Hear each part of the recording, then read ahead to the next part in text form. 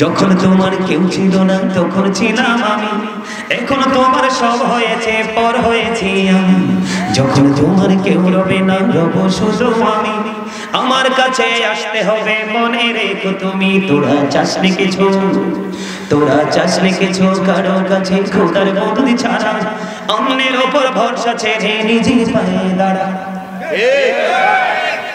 কি মনে করছে?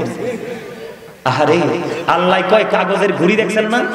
আল্লাহ কয় আমাদের এই দেহটা নাকি কবি লিখেছেন, কবিতার কবিতায় লিখেছেন, কাগজে কাটি কারি ঘুড়ি বানাकर उड़ाता है आसमान में,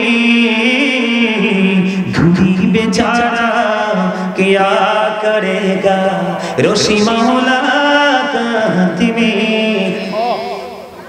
বুঝছেননি কবি আমাদের দেহটা, আপনি না মনে করেন হামসে বড় কোন হে, আমার চেয়ে বড় আর কেডা আছে। আর কবি বলে কি তোমার এই দেহটা কাগজের ঘুড়ির মতো।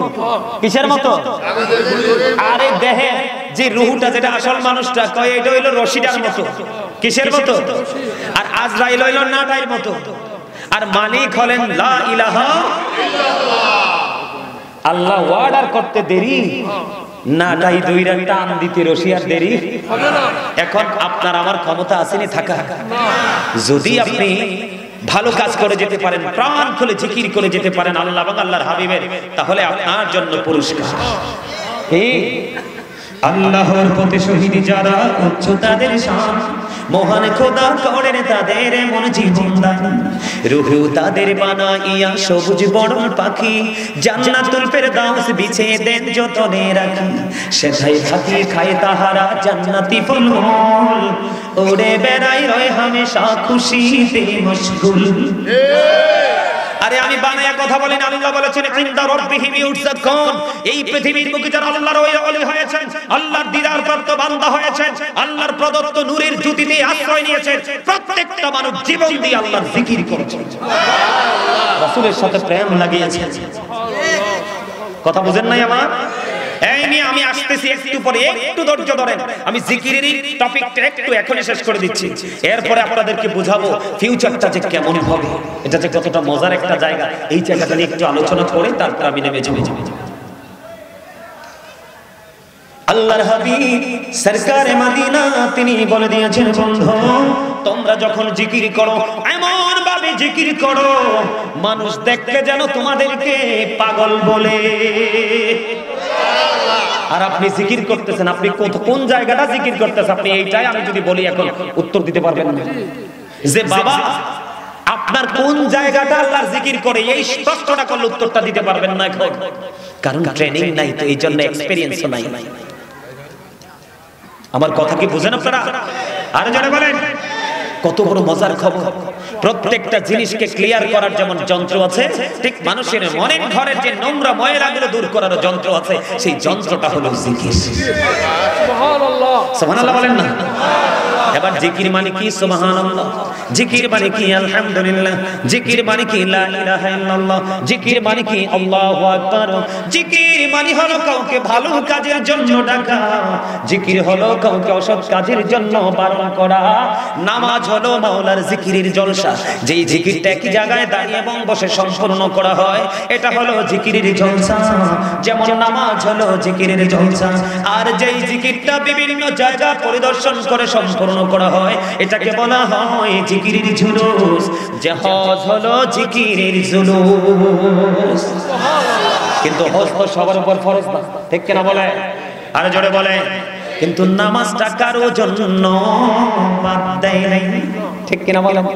আরে জোরে আছে। নামাজ হলো শ্রেষ্ঠ জিকির। ও বন্ধু, এই জিকির দ্বারা মানুষের জীবনের গুনাহগুলো মাফ হয়ে যায়। এখন কিসের দিন? কথা কথা এখন কিসের দিন? শীতের দিন। শীতের দিনে আপনাদের এলাকায় গাছের পাতা ঝরেনি? ঝরে সব গাছের পাতা। বিপদে পড়ে গেছে তো। তাল গাছের আর নারকেল গাছেরটা ঝরে না, এটা সময় মতো ঝরে, আর নাহলে সব গাছের মোটামুটি ঝরে। বলে হুজুর এই প্রশ্ন কেন করলেন? রহস্য আছে তো, জিকিরের ফজিলত এই গাছের পাতা ধরার সাথে যুক্ত।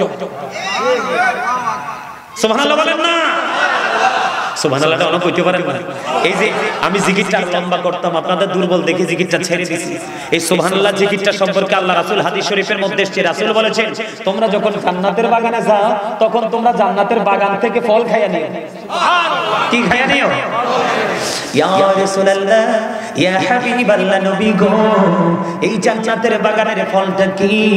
আমার নবী বলে দিয়েছেন সুবহানাল্লাহ ওয়া আলহামদুলিল্লাহ লা ইলাহা ইল্লাল্লাহ সুবহানাল্লাহ আলহামদুলিল্লাহ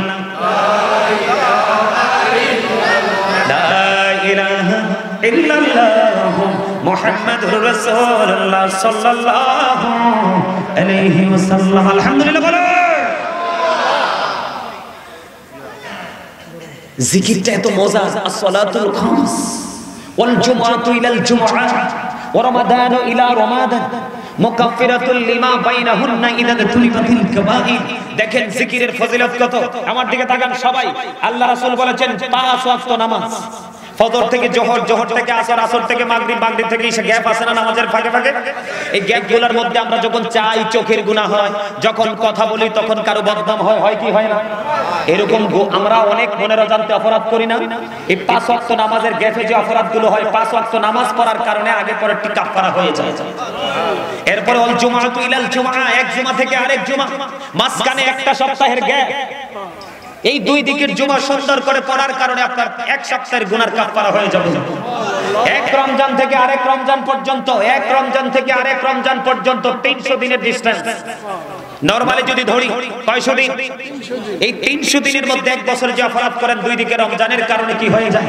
কাফারা হয়ে যায়। তবে শর্ত হলো কবিরা গুনাহ থেকে বেঁচে থাকতে হবে। আমার লাগে না লাগছে?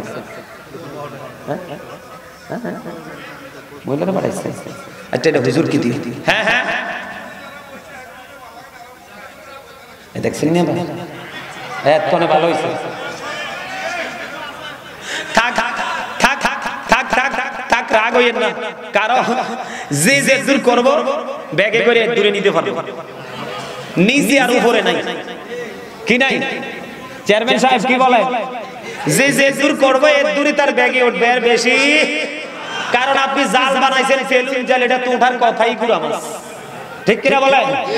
আর আপনি বানাইছেন, আপনি জলাই নিয়ে নামছেন ফলো। এইটার ভিতরে চাইলেও গুড়া মাছ আটকানো সম্ভব না। সাফছেন হেবাড়ায় গুড়া মাছ ধরছে, এসে বাইক দিয়ে দিতে পড়ছে গেছে, আপনি সাফের লগে বোয়াল মাছ। কিও? কারণ আপনারটা বড় মাছ ধরার কৌশল, বড় মাছ ধরার জাল, ঠিক কিনা বলেন? আরেকজনে কয় আমার বড় ছোট কিছু বাছাবাছি নাই, আমি কুলি জাল মারবো। কি মারবো?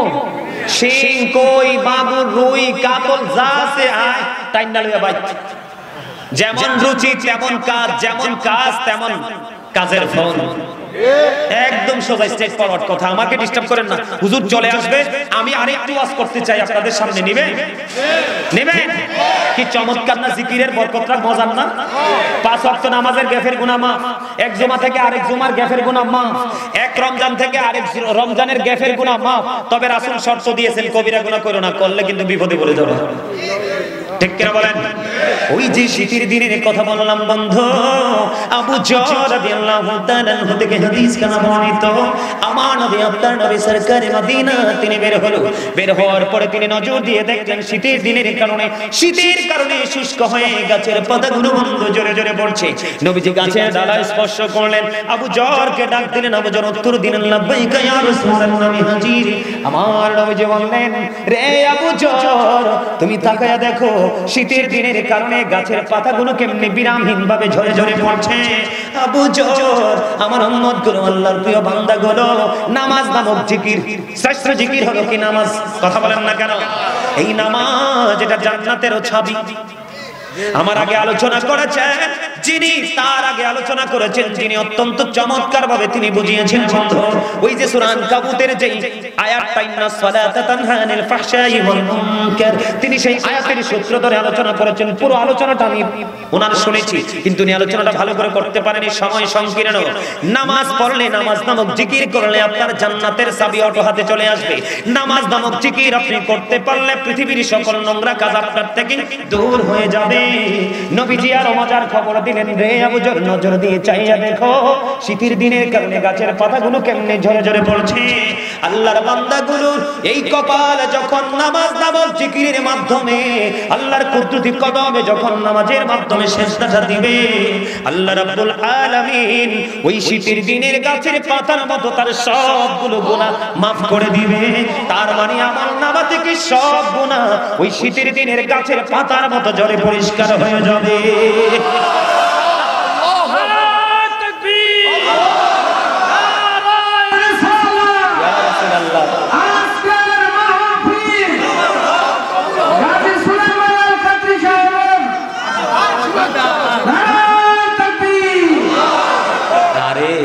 লাল গোলাপ শুভেচ্ছা কয় না,